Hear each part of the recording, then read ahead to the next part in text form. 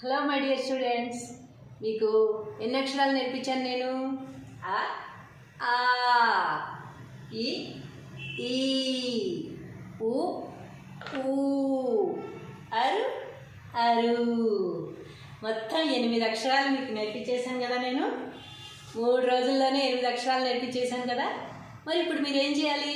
ఆ 8 అక్షరాలు మీకు వచ్చాయా లేదా అని చూసుకుని అవి చక్కగా మీకు వచ్చినట్టయితే కామెంట్ రూపంలో రాయాలి, రానట్టయితే కనుక మళ్ళీ మళ్ళీ ప్రాక్టీస్ చేసుకోవాలన్నమాట. ఈరోజు మీకు ఏం చెప్పాను నేను? నిన్న 2 అక్షరాలు ఎందుకు చెప్పానని చెప్పాను.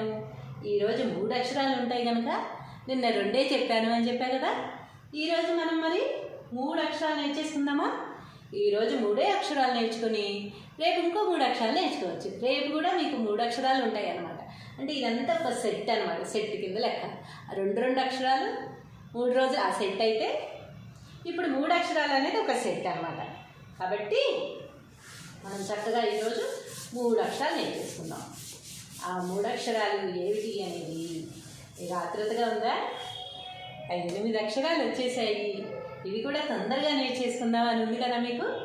నాకు కూడా అలాగే ఉంది మీకు నేర్పించాలని. చూడండి, 0 పెట్టాం కదా. ఈ 0 నుంచి ఒక కొమ్ము తీసుకొచ్చి ఇలా దీనిపై వరకు తీసుకురావాలి. ఎక్కడైతే 0 మొదలు పెట్టామో ఆ పై వరకు తీసుకురావాలి. దీన్ని ఏ.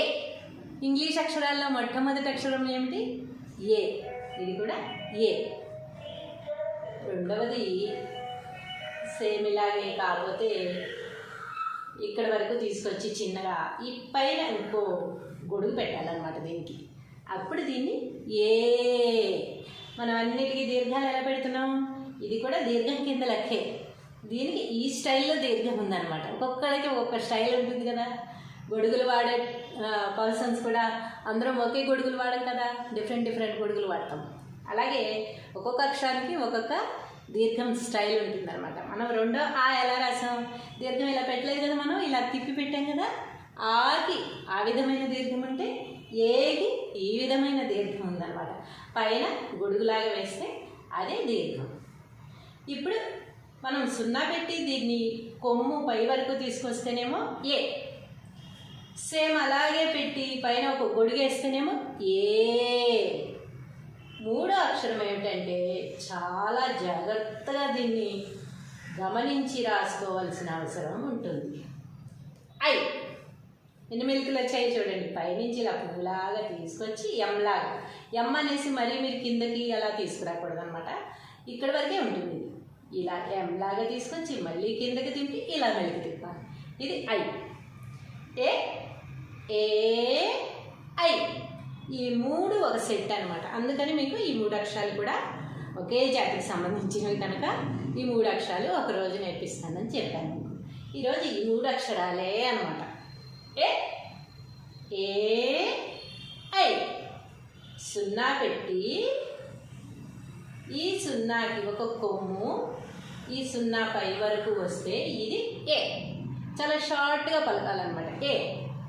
ఇది సేమ్ అలాగే 0 పెట్టి ఇది కూడా ఈ పై వరకు కాకుండా కొద్దిగా తగ్గించి దీనిపైన ఒక గొడుగు వేసినట్టయితే ఇది ఏ. ఇది ఇన్ని మెలికలు తీసుకురావాలి. ఇది ఒక ఫ్లవర్ లాగా ఉంటుంది. ఇది చక్కగా దీన్ని నేర్చుకోవడం చాలా సులువు అనమాట. దీన్ని పలికే విధానం ఐ. ఇంగ్లీష్ అక్షరాలు ఐ ఉంటుంది కదా, ఐ ఇది అనమాట. ఎప్పుడైనా మీరు ఇంగ్లీష్ అక్షరాల్లో ఐ రాయాలంటే ఇది రాయాలి. మనం ఇంగ్లీష్ నేర్చుకుంటున్నాం చూసారా, వాటిల్లో ఈ అక్షరం రాయాలి. కానీ ఇది ఏ అనేది మనకి ఇంగ్లీష్లో ఏ ఫస్ట్ అక్షరం వస్తుంది, కానీ ఇది రాయమన్నమాట. మనం ఈ రాస్తాం. దీనికి ఏ అని రాస్తే కనుక ఆ అనే అక్షరం అవుతుంది. అది ఇంగ్లీష్లో మనం ఏ రాస్తే తెలుగులో ఆ కింద లెక్క. ఎందుకంటే అది మొదటి అక్షరమే, ఇది మొదటి అక్షరమే కదా. చాలామంది ఎవరు అని అడగడానికి AVARU అని పెడుతూ ఉంటారు. అంటే అవరు అని అర్థం అనమాట ఇంగ్లీష్ రాసేటప్పుడు. కాకపోతే ఈ పెట్టాలన్నమాట. ఏ వచ్చినప్పుడు ఈ వచ్చేస్తుంది ఇక్కడికి. ఇంగ్లీష్ అక్షరాలు వచ్చేసరికి చాలా అక్షరాలు అయిపోయి ఉంటాయి కనుక ఏ అనికి ఈ వాడతాం అనమాట ఇంగ్లీష్ రాసేటప్పుడు. సరే, అది పక్కన పెట్టేద్దాం. దాని సంగతి మనకి ఎందుకు, మనకి ఇంగ్లీష్ దాకా ఇంకా వెళ్ళలేదు కదా. కాబట్టి ఈ అక్షరాలు మాత్రమే ఎలాగా అనేది నేర్చేసుకుందాం. ఈ 3 అక్షరాలు పలికే విధానం మీరు ఒక్కసారిగానే నేర్చుకుని చక్కగా ఈ రోజంతా ప్రాక్టీస్ చేశారంటే ఈ 3 అక్షరాలు కూడా మీకు ఎంతో అద్భుతంగా వచ్చేస్తాయి. వచ్చిన తర్వాత ఈ అక్షరాలు ఎక్కడెక్కడ ఉపయోగించాలి అనేవి మీకు పదాల్లో నేర్చుకున్నప్పుడు ప్రొనౌన్సియేషన్ అనేది చాలా సులభంగా మీకు అర్థమవుతుంది. అప్పుడు మీకు తెలుస్తుంది ఈ అక్షరం పెట్టాల్సిన చోట ఇది పెట్టకూడదు, ఇది పెట్టాల్సిన చోట ఇది పెట్టకూడదు, ఇది పెట్టాల్సిన చోట ఇది పెట్టకూడదు అని ఎందుకు నేను చెప్తున్నాను, ఎందుకు ఇలా మొత్తుకుంటున్నాను అనేది మీకు ఎప్పుడైతే పలకడం వచ్చిందో అప్పుడు మీరు ఎక్కడ ఏ బోర్డు మీద ఏ తప్పు కనిపించినా, ఎందులో ఏ తప్పు కనిపించినా మీరు వెంటనే ఇట్టే గుర్తుపెట్టేస్తారనమాట.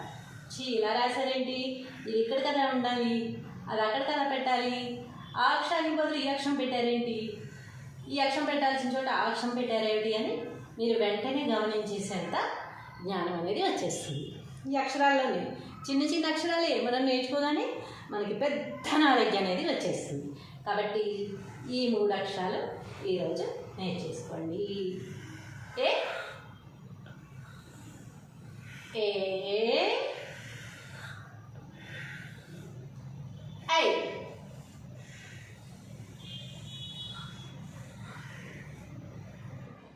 ఏ ఏ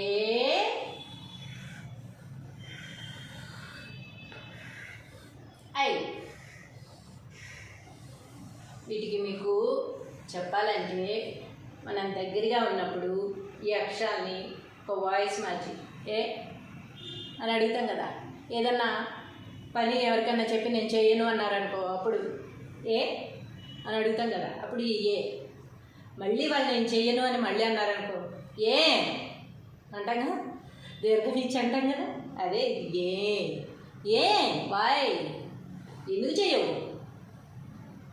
చెయ్యవు అని ఎక్కువగా మనం అడిగినప్పుడు మనం ఒక అక్షరంతో ముగించాలంటే ఏ అనేదన్నమాట. ఇది ఫస్ట్ మనం స్లోగా అడుగుతాం. ఫస్టే మనం గొడవకి వెళ్ళాం కదా ఎవరి మీద, ఫస్ట్ మనం ఏ అని మామూలుగా అడుగుతాం కదా. అప్పుడు ఏ అంటాం.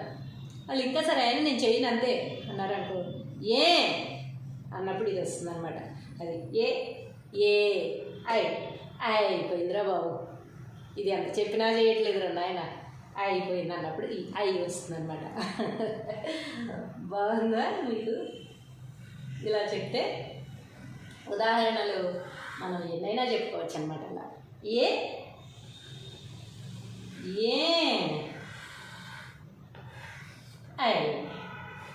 అయిపోయింది. చెప్పి విసిగిపోయి ఉన్నాము కానీ ఈ పని చెయ్యట్లేదు, అయిపోయింది అయిపోయి అన్నట్టుగా. A I